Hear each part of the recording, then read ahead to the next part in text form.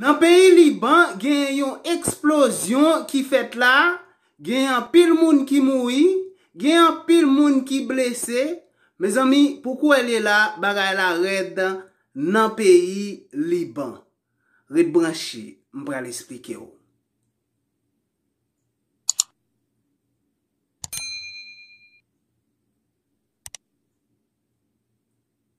Bonjour, bonsoir le monde.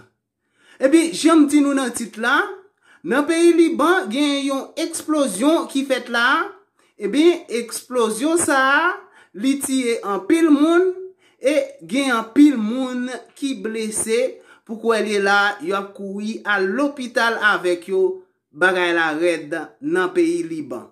Ou même qui pas de connaît, Liban c'est un pays qui situé dans mi-temps Israël avec la Syrie. Mes amis, nous connaissons deux pays ça yo. C'est deux pays qui tout le temps gagnent une guerre là, des pays ça yo tout le temps en guerre.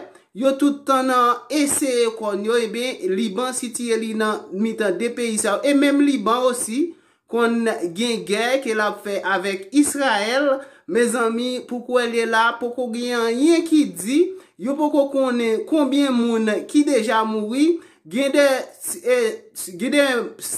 moun qui kap di mais qui valait moun qui mouri mais qui valait qui blessé. Mes amis pourquoi gen rien qui dit mais tout simplement en pile moun blessé en pile moun mouri et m'pral faire nous vidéo a suivre avec moi en tout l'horizon au-dessus du port de Beyrouth, puis une puissante déflagration et une deuxième. L'explosion a graduellement tout soufflé sur son passage. Du quartier voisin d'Ashrafiyeh à des kilomètres plus loin, dans le quartier central de Hamra, certains ont vu venir l'inéluctable et cherché un abri. D'autres ont carrément été pris par surprise. Sous les décombres, les morts, les blessés, partout.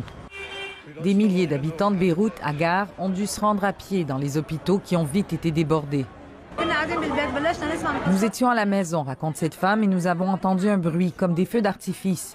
Nous pensions qu'un conteneur avait pris feu dans le port. Quelques secondes plus tard, nous avons été projetés dans les airs. Selon le ministère de l'Intérieur, les explosions sont probablement dues à des matières explosives confisquées depuis des années. 2700 tonnes de nitrate d'ammonium qui sont restées là dans l'indifférence des autorités. Inacceptable, a dit le président Michel Aoun, qui appelle à un état d'urgence pour les 2 prochaines semaines. Les responsables de la catastrophe seront jugés, a promis le Premier ministre en direct à la télévision libanaise. La France, l'Iran, le Royaume-Uni ont, comme beaucoup d'autres nations, exprimé leur solidarité avec le peuple libanais et offert de l'aide. Plus étonnant peut-être, Israël, toujours en guerre avec le Liban, a aussi offert une aide humanitaire et médicale par le biais de canaux diplomatiques. C'est le moment de transcender les conflits, peut-on lire sur le compte Twitter de l'armée israélienne. Le sort continue de s'acharner sur le pays du Cèdre et sa population. Le Liban connaît sa pire crise économique depuis des décennies. Dépréciation de sa monnaie inédite, hyperinflation, licenciements massifs et restrictions bancaires drastiques. La grogne sociale est alimentée depuis des mois. La nuit tombée, l'incendie au port contrôlé, Beyrouth, blessé dans sa chair et sans électricité, est de nouveau plongé dans le noir quasi total. Une nuit qui semble ne plus vouloir faire place à la lumière. Merci avec vous-même qui t'a regardé vidéo ça. Et me dit merci avec vous-même qui déjà abonné avec chaîne là. Si vous pas quoi abonner, abonnez et puis partagez vidéo yo. Moi aimez nous en pile, n'a croisé dans une autre vidéo.